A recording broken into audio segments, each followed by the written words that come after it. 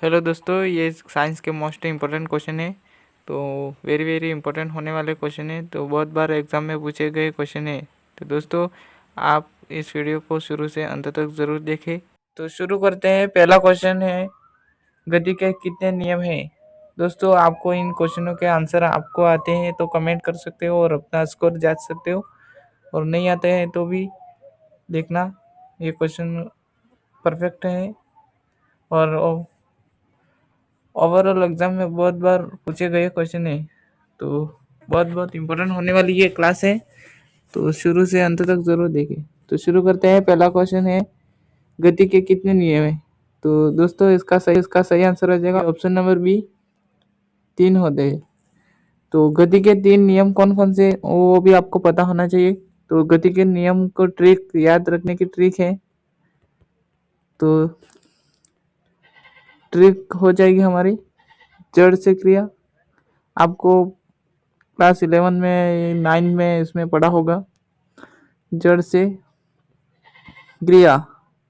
तो इससे इन तीनों नियमों को याद रख सकते हैं हम आसानी से।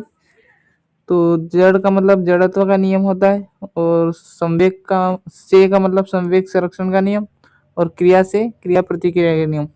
दोस्तों, इन तीनों को नियम आपको समझ में। नेक्स्ट सोल्व करते हैं।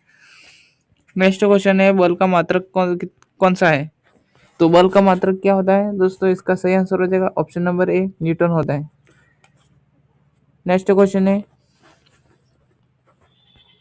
सबसे ज्यादा ऑक्सीजन देने वाला पेड़ का नाम। तो दोस्तों, इसका क्वेश्चन आपको आता है आंसर तो कमेंट करो।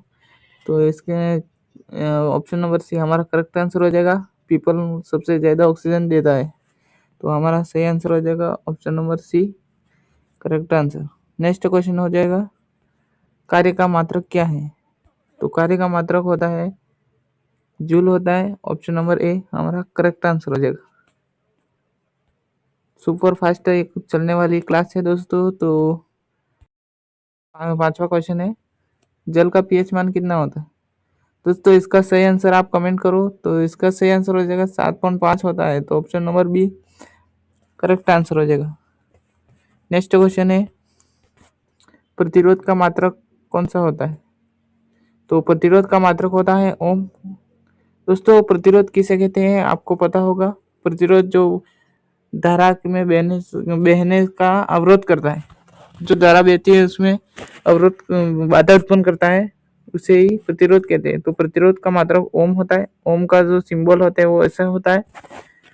तो ये बहुत बार पूछा गया क्वेश्चन है, तो आपको बहुत याद रखने की जरूरत है। नेक्स्ट क्वेश्चन है, धारा का मात्रक है। तो धारा का मात्रक एम्पियर होता है। तो धारा मापी जाती है वो एम्पियर में मापी जाती है। तो दोस्तों, ऑप्शन नंबर बी हमारा करेक्ट आंसर हो जाएगा। ये वेरी वेरी इंपॉर्टेंट क्वेश्चन है।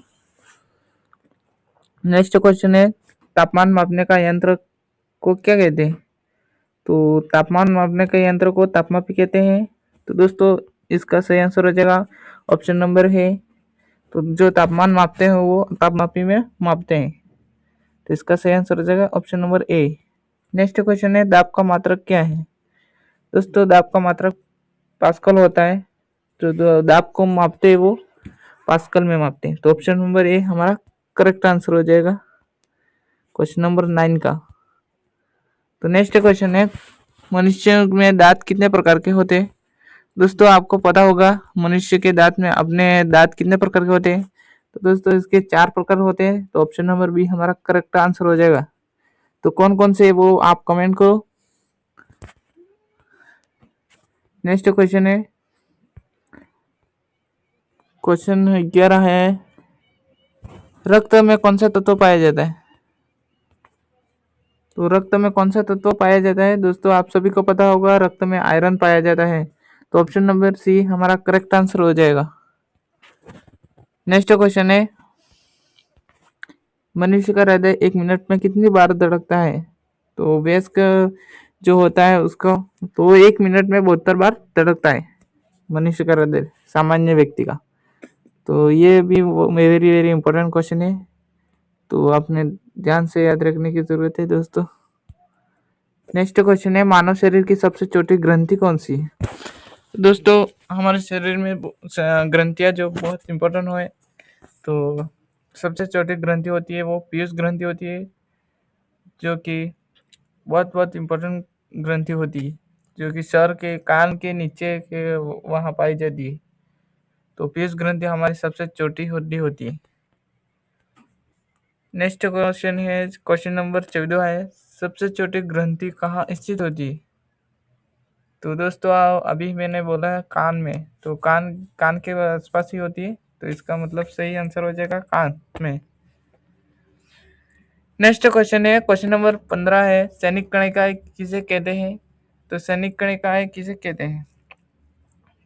तो जो हमारे शरीर में बाहरी जीवाणु को लड़ने से बचाती है, यानी हमारे शरीर में आने वाले जीवाणु को मारने का क्योंकि सैनिक का काम करती है बॉर्डर पर, तो वही कणिका कौन सी होती है? तो वो होती है WBC, तो उसे कहते हैं व्हाइट ब्लड सेल्स। तो श्वेत रक्त कणिकाएं होती है वो सैनिक कणिका के रूप में जानते हैं, वो हमारे लिए बहुत बहुत इंपॉर्टेंट होने वाला।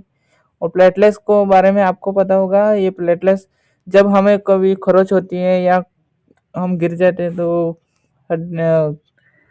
मांस निकल जाता है, तो वहाँ खून बहता है, तो खून को रोकने का काम कौन करता है? तो प्लेटलेट्स, जो रक्त का थक्का बनाती है। और RBC के बारे में आपको पता होगा, तो इसे रेड ब्लड सेल्स, लाल रक्त कणिकाएं के नाम से जानते हैं। नेक्स्ट क्वेश्चन है, क्वेश्चन नंबर 16 है, मानव शरीर में कुल कितनी हड्डियां होती है? दोस्तों ऑप्शन नंबर ए, हमारे शरीर में कुल छोटी मोटी सब मिलाकर हमारे शरीर में 204 हड्डियां होती है, तो ऑप्शन नंबर ए हमारा करेक्ट आंसर हो जाएगा। नेक्स्ट क्वेश्चन है, कार्य करने की क्षमता क्या कहलाती है? दोस्तों आप सभी को पता होगा कार्य करने की क्षमता को क्या कहते हैं? तो ऊर्जा कहते हैं। तो ऊर्जा होगी तो हम कार्य कर सकते हैं, तो कार्य करने की क्षमता को ऊर्जा कहते हैं। दोस्तों नेक्स्ट क्वेश्चन है, क्वेश्चन नंबर 18 है हमारा, किस उपकरण में विद्युत ऊर्जा ध्वनि ऊर्जा में रूपांतरण होता है? किसी उपकरण में हम विद्युत ऊर्जा को बेचते हैं तो हमें ध्वनि ऊर्जा रूपांतरण यानी ध्वनि ऊर्जा बाहर हमें देता है, तो वो कौन सी ऊर्जा हो जाएगी? तो विद्युत घंटी। तो ऑप्शन नंबर ए सी हमारा करेक्ट आंसर हो जाएगा, विद्युत घंटी है, जिसमें हम विद्युत को प्रवाहित करते हैं तो वो हमें आवाज़ सुनाई देती है घंटी के माध्यम से, तो वो विद्युत घंटी हो जाएगी, तो इसे ध्वनि ऊर्जा में रूपांतरण होता है। नेक्स्ट क्वेश्चन है 19वां हमारा हो जाएगा क्वेश्चन।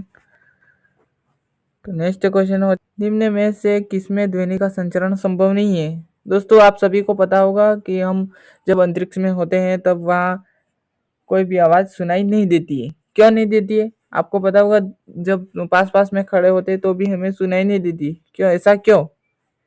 क्योंकि वहाँ हवा नहीं होती है, बिल्कुल निर्वात होता है, इस कारण आवाज़ सुनाई नहीं देती, पास रहते तो भी सुनाई नहीं देती।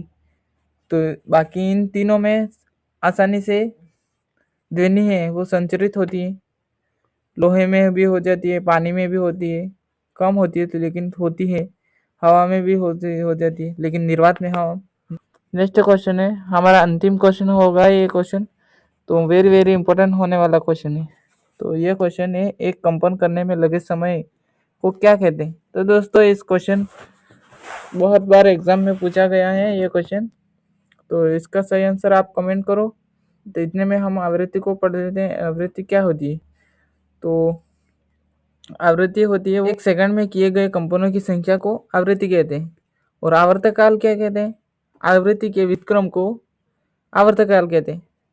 तो आवृत्ति के व्युत्क्रम, तो 1/, आवृत्ति को भी हम आवर्तकाल कहते हैं। तो दोस्तों हमारा सही आंसर हो जाएगा ऑप्शन नंबर बी, एक कंपन करने में लगे समय को आवर्तकाल कहते हैं। दोस्तों ये वीडियो आपको पसंद आया है तो अपने दोस्तों में शेयर करो, लाइक करो, कमेंट करो और चैनल को सब्सक्राइब जरूर कर लो।